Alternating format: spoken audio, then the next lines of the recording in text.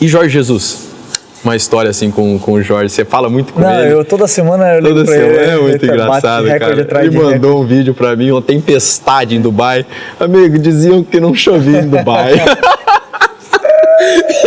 A tempestade caindo no céu. Não, esse cara é sensacional, sensacional. Eu tenho, assim, o que você mais leva, assim, dele? Você falou do aprendimento tático, né? Mas, assim, um episódio que falou, caramba, cara, porque tem, né? Que tem muitos, né? Muitos episódios, assim. Eu lembro muito do primeiro dia que eu cheguei, né? Que eu cheguei lá e ele, vem cá. Aí ele me sentou na mesa dele, pegou o quadro e vai falar, você vai jogar assim, aqui. E aí eu falei, tudo como eu jogo, né? E aí no primeiro jogo, ela contra o Bahia, a gente perde 3-0 e na minha visão eu fiz um bom jogo, mas tive alguns lances lá que até o pessoal ri, fez meme e tudo, que eu correndo atrás, eu tava voltando de lesão e tudo mais. Depois no segundo jogo ganhamos do Grêmio e eu tava fazendo um jogo assim, adaptativo ainda.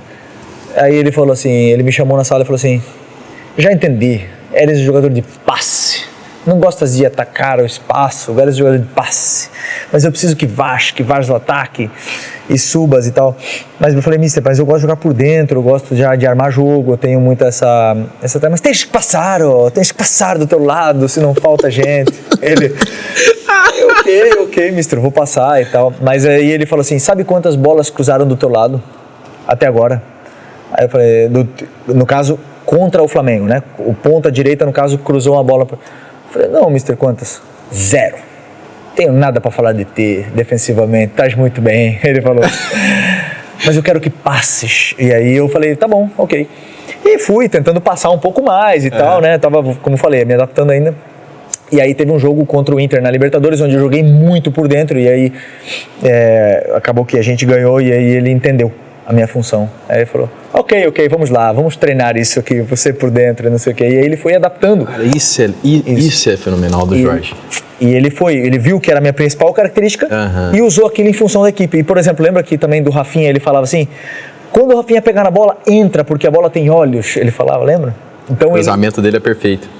A virtude de cada jogador... Tem que conhecer o teu companheiro, o que pega na bola as características, tem que conhecer. Isso. Esse aqui, quando a bola estiver no pé dele, sabe que vai aí, na cabeça, dentro da área. Potencializava muito o individual de cada um. Né? Então, isso, o mágico de Osso. E eu achava isso sensacional e a forma como ele convencia com argumento. Não era aquela... Isso aí é muito segurança, cara. De tantos treinadores, eu tive mais de 40, né? Só como profissional, você deve estar por aí também. Não, 40 não. Mais de 40 não teve, não? Não. Como profissional? É que tu jogou no Brasil há muito tempo, né? Não sei, sabe? Mais de 40 treinadores, cara, no cálculo que eu fiz, só como profissional. E aí, o que você vê na maioria? Eles, quando são confrontados, reagem de forma, não é isso que eu tô falando, eu sou treinador, você tem que respeitar. Ainda mais se você tá com um jogador grande, que sabe se comunicar, tem personalidade, então tá passando o vídeo lá, você tá falando, mas você falou isso pro treino que era pra fazer, me respeita, faz o que eu tô falando, eu sou treinador e acabou. E o Jorge, cara, aqueles vídeos que ele passava, era uma aula de futebol, aquilo ali passou a ser gostoso, que ele já falou pra nós, quando tiver nessa sala é treino, tá? É treino, começou o treino. Então você já, treino, como assim? E aí ele passava o vídeo e vinha você, ou vinha eu, ou vinha o Arão, principalmente você e Arão, você e Arão, você. Não, mas revezava, eu também, algumas vezes. E aí a gente... Mas como? Você falou que no treino não era pra fazer isso. E ele parava, olhava, mas fala melhor, o que você tá querendo dizer? Volta o vídeo lá. E aí voltava o vídeo e a segurança dele em ser confrontado e depois debater, em convencer, era algo espetacular, né, cara? Você falava que, não joga aqui, eu jogo mais no meio, e ele ouvir e observar. Aí viu o seu jogo por meio, viu que funciona, viu que dá certo, tudo bem. Realmente, aí vai ser bom pro time. Então vamos com você pro meio, isso aí e pode ver, ele que converteu o Bruno em atacante, né? Bruno e Gabi, que dupla, quem que ia achar essa dupla? Nunca. Ninguém, todo mundo sempre pensava no Bruno Henrique como ponta esquerda. Ele tinha muito essa visão, mas essa aula de futebol que você está falando que ele dava, era muito gostoso porque ele também, de uma certa forma, reconhecia quando você estava certo. Ele falou assim, ok, volta lá, volta a imagem. E aí você voltava a imagem e ele falava, ok, tem razão. Se ele estava errado, ele falava. Isso é segurança. que Segurança. você falou. Isso é muita segurança Segurança. do que tá falando. Porque o treinador não vê tudo. Mesmo no vídeo, ele não vê tudo. Ele não vê o interior do que pensou cada um das pessoas, né? Tinha uns que sofriam mais que outros com ele, né? O Pablo Mari, por exemplo, sofria um pouco mais. Mari, Rodinei, às vezes. Mas era uma experiência... Nossa, o Rodinei, o Rodolfo, muitos assim, sofreram muito mais. Eu vou te falar, eu preferia quando ele falava, o Mourinho, tem que marcar, e fica aquela loucura. Do que às vezes, cara, teve um treino que eu tava movimentando o meio campo aqui, e ele no meio, só assistindo, né? Só vendo, pra lá e pra cá, e o bicho pegando, pá, e eu fiz um movimento, a hora que o Arão saiu, eu fiz um movimento errado de posicionamento. Aí ele fez assim, ó, estás a fazer... tipo assim, caramba, me xinga, velho, mas eu tô... Que merda que você tá fazendo? Não é aí, pá, foda. E aí era uma forma de reagir assim, mas no mínimo detalhe, né? Tudo que você fazia com a bola, sem a bola, o que você tava fazendo, ele tava sempre reparando. A sensação que eu tinha é que ele conseguia ver tudo, né? Também são muitos anos de futebol, muitos anos como treinador, e ele conseguia ver tudo, assim. Eu tenho... Por isso que eu falo que não é coincidência, no futebol nunca é coincidência. Não. O cara fazer recorde no Flamengo, recorde agora no Hilal, aonde ele passou ele fez história, no Benfica. É verdade. Então, assim, é um cara diferente. Foi uma pancada forte, né? Perder essas finais na Champions, de enxergar o futebol, de ser algum grande aprendizado pra vida, assim, essas finais. Mudou. É um trauma grande, né? Uma dor que não tem cura.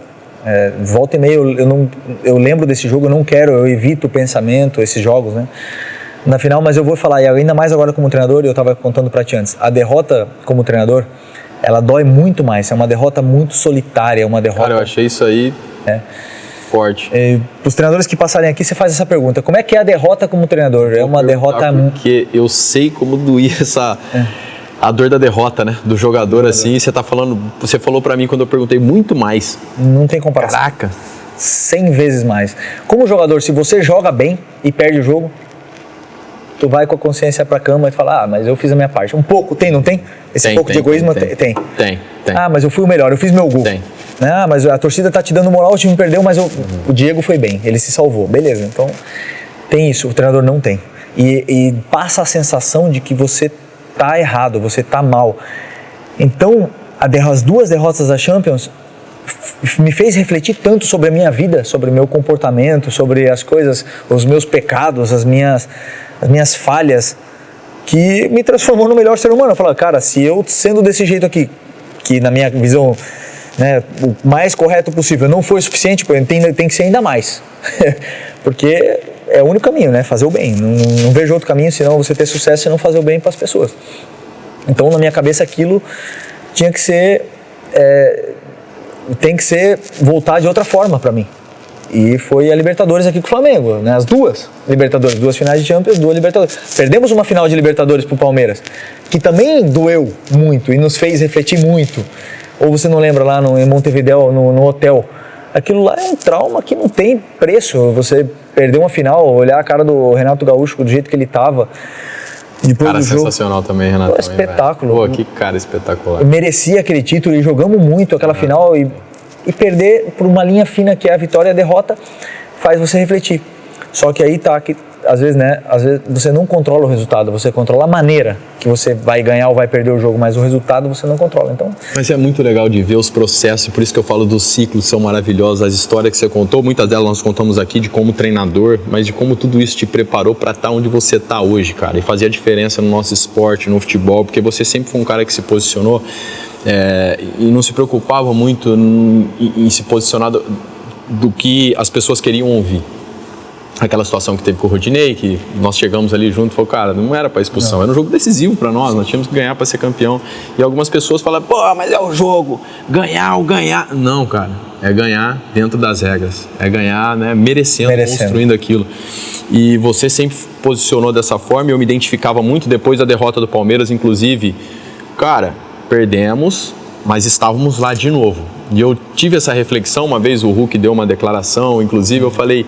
que ele falou que o Flamengo não ganhou aquele ano, né, e tudo, foi uma declaração ali sem maldade, mas que ele comentou, e eu falei, cara, pouco a pouco ele vai entendendo também que estar sempre competindo é uma baita de uma vitória. Pô, então eu não ganhei, eu fui segundo lugar nesse momento. E no Brasil, muitas vezes, nós temos a mente de vice-campeão, tirar sarro, vale nada. Vale nada, cara. Se você ganhou aproximadamente 24 títulos, você ganhou na tua carreira, 24, 25, 26, sei lá. Cara, e foi 2 vezes campeão, vice-campeão da Champions e outros torneios também, que você vice-campeão brasileiro. Meu último ano de carreira foi tudo vice. Isso significa que você passou a vida inteira competindo por grandes títulos, cara. Sabe o quanto que é difícil isso, mano? É muito difícil. Então, quando o Guardiola pega lá o segundo colocado da Champions e beija a medalha de prata, enquanto alguns tiravam do pescoço e escondia, ele vai e beija, o cara entende que pra estar aqui é difícil. E outra, eu vou ganhar em algum momento, sabe? E você sempre foi dessa forma, né? De se posicionar. E eu falei isso pra dizer, hoje é isso que você tá passando para os jovens, em breve estará no profissional e faz toda a diferença. Nós precisamos disso, né, no nosso futebol. Diego, eu tenho uma lembrança muito forte, né? A gente triste lá naquele jogo do Palmeiras, que a gente perdeu em Montevidéu, a final da Libertadores, e os caras do Palmeiras comemorando, comemorando, e vinham falar com a gente. E não é fácil. Não é fácil. Ficar lá, cumprimentar todo mundo, esperar eles fazerem o corredor, você passar no meio daquele corredorzinho da humilhação, pegar a medalha de prata, esperar o adversário levantar o troféu. Não é fácil. Mas da mesma forma que você tem que aprender a perder, você tem que aprender a ganhar. E uma coisa que eu quero fazer tudo que tiver no meu alcance aqui, que no Brasil a gente consiga melhorar, isso é aprender a ganhar. Porque aqui no Brasil se ganha e se tira sarro, se ganha e zoa dos outros, e ganha e provoca. E isso volta, e daí tu vai ter que aguentar depois ao contrário, mas isso também cria uma certa forma nas casas das pessoas, esse rancor, essa provocação, essa coisinha, essa linha fina entre provocação e quase violência, entendeu? Então assim... Desrespeito e menosprezo. Essa é a palavra, obrigado. E aí eu acho que